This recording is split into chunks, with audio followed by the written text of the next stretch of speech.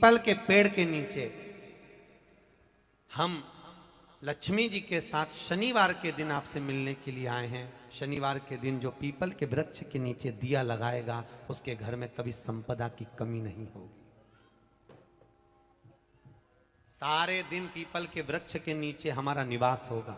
आज भी नियम है, जिसको शनि लग जाता है एक काजल की डिब्बी ले लो और काजल की डिब्बी को 21 बार उतार कर उसको एकांत में जाकर जंगल आदि में एकांत में किसी पेड़ के नीचे इतना सा खड्डा खोद कर उसमें काजल की डिब्बी को डाल दो और मिट्टी से पूर दो, उस व्यक्ति का शनि समाप्त हो जाता है।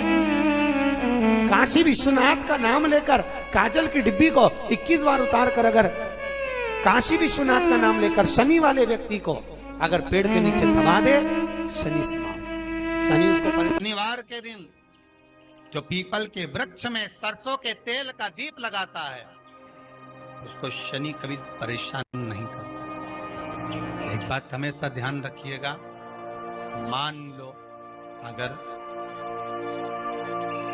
कोई भारी रोग ऐसा शनि महाराज के कारण हो गया हो, अच्छे काम करते करते उल्टे हो रहे हैं, होते हैं किसी किसी के साथ में, विपरीत परिस्थितियां आ जाती है, अच्छा करने जाओ बुरा हो जाता है, अच्छा कर्म करने जाओ बुरा हो जाता है।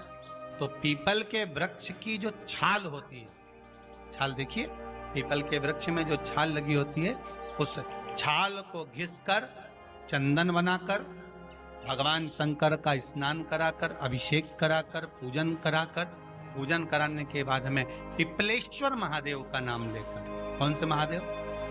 पिपलेश्वर महादेव का नाम लेकर वो जो घिसी हुई छाल होती है उस छाल का तिलक भगवान शंकर को लगा लो और उसी का थोड़ा सा भाग अपने कंठ पर मस्तक पर लगाना प्रारंभ कर दो।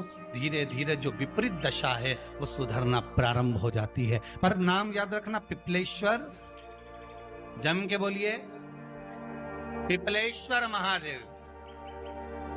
एक देवता ऐसे हैं जिन्होंने दूसरे का हिस्सा खाने का प्रयास करा था और आज भी उस देवता से दुनिया डरती है।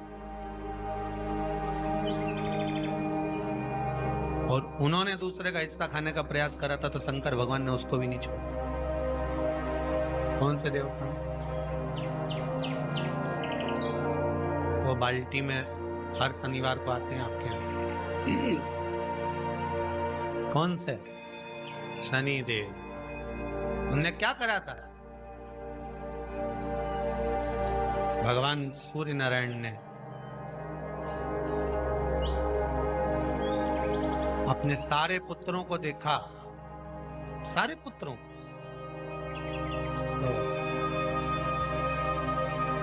सारे पुत्रों को देखकर आज मेरे सूर्य नारायण भगवान बड़े सुखी, बड़े प्रसन्न।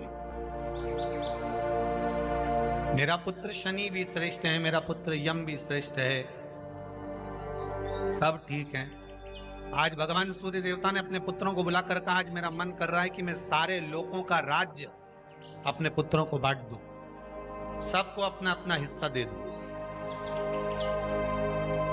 शनि महाराज जी को भी हिस्सा दे दिया गया। अब जब शनि महाराज जी को हिस्सा दे दिया तो शनि महाराज जी संतुष्ट नहीं हुए। दुनिया में ऐसे लोग बहुत सारे हैं जो संतुष्ट बहुत कम हो पाते हैं। शनि देव के मन में संतुष्टि नहीं हुई। जब शनि देव के मन में संतुष्टि नहीं हुई तो शनि महाराज उसी समय पर अपने सारे भाइयों का हिस्सा बटोरने लगे, उस पर कब्जा करने लगे। कब्जा करने लगे तो सूर्य देवता की आंख में जल भर गया। कितना तेजवान सूर्य नारायण, कितने तेजवान, कितना तेज भगवान सूर्य के पास में था। पर शनि महाराज को देखकर आज रो रहे हैं। शनि महाराज को, शनि महाराज ने अपने भाइयों के इस हिस्से पर क्या कर लिया? सूर्यनारायण भगवान की आंखों में जल भर गया कि मेरा पुत्र ऐसा कर रहा है। शनि को बुलाया सूर्यनारायण भगवान ने, समझाया और नहीं माना। किसी किसी की नियत होती है कि इसको इतना कैसे दे दिया, अम्मा ने इसको इतना कैसे दे दिया, पिताजी ने इसको इतना कैसे दे दिया, मैं तो कब्जा करूंगा, दुकान नहीं छोड़ूं, घर नहीं छोड़ूं, ये नहीं छोड़ूं, वो नहीं छोड़ूं। मत छोड़, एक दिन संसार छोड़कर जाना पड़ेगा। तब कई जमीन जायदाद छाती पे बांध के ले जाएगा। नहीं माने तो सूर्य देवता ने अपने गणों को भेज दिया, जाओ जरा शनि महाराज को जरा हटाओ वहां से। शनि महाराज को गुस्सा आया और शनि महाराज ने उन सारे गणों को नष्ट कर दिया। सूर्य नारायण रो रहे हैं। भगवान शंकर की पंचायत में सूर्य देव भी हैं, मतलब शंकर भगवान के मित्रों की गणना में सूर्य आते हैं। भगवान विष्णु, सूर्य नारायण, शंकर भगवान, माँ दुर्गा, गणेश जी, ये पंचायत है ना शंकर की, शिव पंचायत। शिव परिवार में कार्तिकेय, गणेश जी, पार्वती जी, शंकर जी, नंदी, ये शिव परिवार। पंचायत में सूर्य देवता।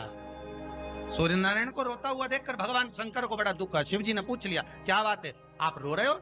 नारायण क्या हो गया? मेरा बेटा मानने को तैयार नहीं है। आप चिंता मत करो, अभी देखता हूं मैं जाकर। और भगवान शंकर ने जाकर तुरंत सूर्य नारायण भगवान के कहने पर शनि देव को जाकर समझाया। इतने में तो शनि देव आग बबूला हो गए। आग बबूला होकर शनि देव ने कहा, ए शिव, आप मुझे जानते नहीं हो? शंकर भगवान ने कहा, क्या जानना है ये बताओ, क्या जानना है ये बताओ। शनि देव कहते हैं, आप मेरी दृष्टि को नहीं जानते। शंकर भगवान ने कहा, तू भी नहीं जानता कि तेरी दृष्टि खराब कैसे हुई। तेरी दृष्टि को श्राप किसका लगा है तुझे नहीं मालूम क्या? शंकर भगवान ने जब समझाना चालू करा कि देख शनि देव, तुम तो कह रहे हो, तुम तो बोल रहे हो कि मेरी दृष्टि नहीं जानते। हम जानते हैं आपकी दृष्टि, मना नहीं है, जाना, पर आप नहीं जानते क्या? शिव जी जानते हैं। शिव जी ने कहा, मैं सब जानता हूं। आपका विवाह करा सूर्य देवता ने, आपकी पत्नी घर में आ गई, आप अपनी पत्नी को देखते तक नहीं थे, इसलिए आपकी धर्म पत्नी ने आपको श्राप दिया कि जिस पति ने मुझ पर दृष्टि नहीं डाली, मेरे वो पति की दृष्टि कुदृष्टि हो जाए, जिस पे डालेगा वो बर्बाद हो जाए। शनि महाराज ने कहा, आप मेरी पत्नी की याद मत दिलाओ। शंकर भगवान बोले, ए शनि, फिर समझा रहा हूं, हिस्सा छोड़ेगा कि नहीं छोड़ेगा? शनि बोले, नहीं छोड़ूंगा। शंकर भगवान ने उठाया, पीपल के पेड़ के नीचे ले गए और पीपल के पेड़ के नीचे शनि महाराज को उल्टा लटका दिया। 19 साल तक शनि महाराज को पीपल के पेड़ के नीचे शंकर जी ने लटका के रखा। अब बोल, 19 वर्ष तक शनि महाराज पीपल के वृक्ष में, पीपल की जड़ पर बंधे रहे, बोले ही नहीं, शिव टंगे रहे। अब दूसरे का हिस्सा खाने वाले को जब शनि महाराज जैसे के लटका दिया भोलानाथ ने, तो तुम कहीं लगो रे लाइन में? मेरा विचार तो करो। 19 वर्ष तक शनि महाराज लटके रहे, तब 19 वर्ष नेत्र बंद कर कर शनि महाराज ने शंकर की आराधना करी कि दुनिया में कोई ऐसा नहीं जो मुझे उल्टा लटका दे, केवल एक यही है जिनने मुझे लटकाया है। तो 19 वर्ष तक तप करा तो शंकर जी प्रसन्न हो गए। धरनी को हटाकर पार्वती को लाए, साथ में आशीर्वाद दिया, शनि महाराज को खोला। वर मांगो, तुम्हें क्या चाहिए, मांगो तुम्हें क्या चाहिए। शनि महाराज ने कहा, मांगूंगा कुछ नहीं, आप वर दे दीजिए। शंकर जी ने कहा, मैं तुम्हें दंड अधिकारी बनाता हूं कि आप अच्छे और बुरे का दंड दोगे, आप अधिकारी बनकर बैठोगे, मेरा आशीर्वाद तुम्हारे साथ में। दंड अधिकारी। भगवान शंकर का एक अवतार है पिपलाद अवतार। पिपलाद अवतार, जब दधीचि ऋषि की अस्थियां चली गई, उनकी धर्मपत्नी सुवाच ने देखा मेरे पति को मार दिया गया, मेरे पति की अस्थियां ले गए राक्षसों का संहार करने के लिए, उनकी अस्थियां लेकर चले गए, मेरा पति चले गया। सुवाच गर्भ से थी, मरना चाहती थी, प्राण छोड़ना चाहती। शिव जी ने देखा ये तो अग्नि के ऊपर चढ़कर अपनी देह त्याग रही है। शंकर भगवान ने आकर कहा, रुक जा सुभाष, रुको, तुम्हारे गर्भ में बच्चा है, तुम्हारे गर्भ में बच्चा है, वो बच्चा मर जाएगा। अब इस बच्चे को जन्म देकर भी क्या करूं? नहीं पिता, तुम्हारे गर्भ में जो बच्चा है वो महाज्ञानी है। तुमने मुझसे प्रसाद के रूप में मांगा था, कहा था शिव जैसा पुत्र होना चाहिए, तो क्या तुम शंकर को नष्ट कर दोगे? मैं शंकर को जन्म दूंगी। सुभाष ने 2 पत्थर उठाए, अपने गर्भ पर मारना प्रारंभ करा। गर्भ पर मारा, बच्चे ने जन्म लिया। बच्चा 7 महीने का था। उस बच्चे को उठाकर पीपल के कोटर में रख दिया। पीपल की कोटर। एक गिलहरी पीपल के फल को लेकर आती थी, पिपलाद के मुंह में देती थी। शिव का एक, इसलिए शंकर का नाम ही पिपलेश्वर महा।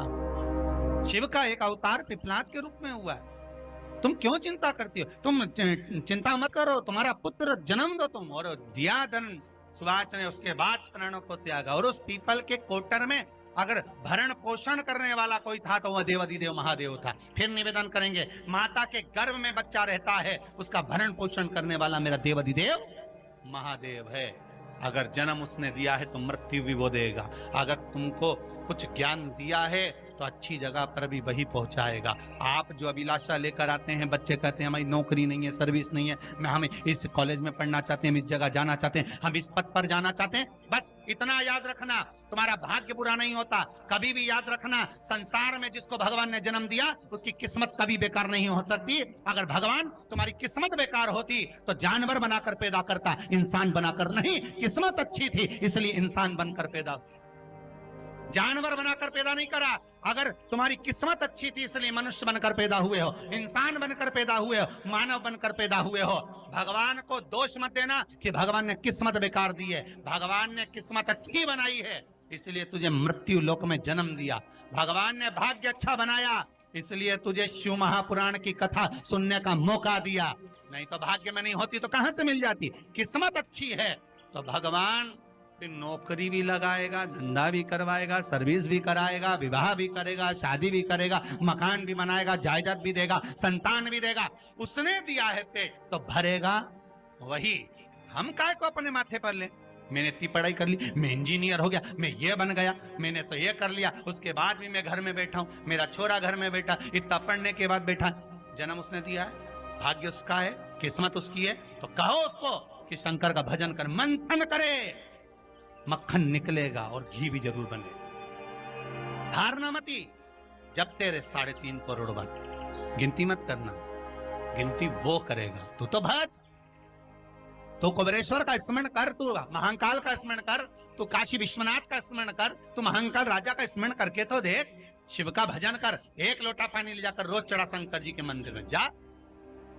शिव से भजन करने में क्या देरी? नहीं जा सकता शिव मंदिर में जाने में? बच्चों को अगर शर्म आती हो तो बेलपत्री के पेड़ के नीचे पानी चढ़ाया, वो भी नहीं कर सकता तो पीपल के पेड़ के नीचे चढ़ाया, वो भी नहीं कर सकता तो आंवले के पेड़ के नीचे चढ़ाया। पर कहीं जुड़ तो सरी, एक बार साध तो सरी, पकड़ने का प्रयास तो करो परमात्मा। शनिवार का दिन है जिस दिन अपन इस दरिद्रता से मिलने के लिए पीपल के पेड़ के नीचे आए हैं। हिंदू धर्म में ये दिन पीपल के वृक्ष के लिए पूजनीय होगा। जो भी शनिवार के दिन पीपल के वृक्ष की पूजन करेगा, दूध चढ़ाएगा या मिष्ठान का भोग लगाएगा, लक्ष्मी और नारायण उसके घर में प्रवेश कर जाएगा। लक्ष्मी और नारायण उसके घर में प्रवेश करेगा, इसलिए नियम बनाया। कौन से दिन का? शनिवार। लक्ष्मी जी बोली, नारायण आपने तो एक दिन का वार लिख दिया। शंकर जी ने 7 वार बनाए हैं, रविवार, सोमवार, मंगल, बुध, गुरु, शुक्र और शनि। ये शिव जी ने बनाया। अब एक दिन आपने अपना बना लिया, बाकी के दिन अगर कोई इस पीपल के वृक्ष के नीचे आएगा और यहां तो दरिद्रता बैठी है तो उसका क्या होगा?